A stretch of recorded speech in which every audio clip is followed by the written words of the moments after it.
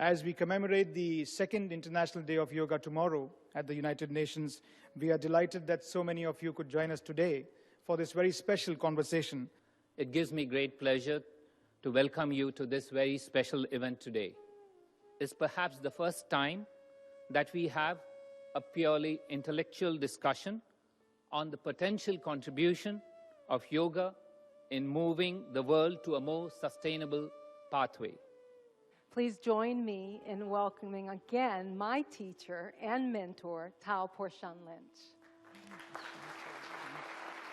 Share with us what you learned from Gandhi. I think not to be afraid. When you believe in something, go and do it. What's yoga? What is yoga? What is yoga? It's the oneness behind all things that brings people together. Jananam sukadham maranam karunam. So why did you start with a chant? The chant is describing yoga as a way of transcending time. My immediate reaction is to think, are the Addis Ababa Accords going to fund this or not? But you have a different approach. Can you talk about yoga in that context? So when we say sustainable development goals, we are talking about human well-being. Yoga does not mean twisting your body, yoga does not mean standing on your head, yoga does not mean holding your breath. Yoga means in some way you have transcended the limitations of your physical nature. If any of us feel the work that we are doing is important, the first and foremost thing is we must work upon ourselves.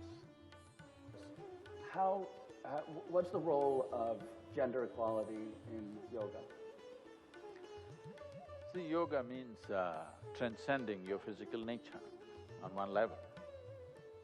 If you transcend your physical nature, where is the question of being a male or a female? 感情、精神がハーモナイズされます。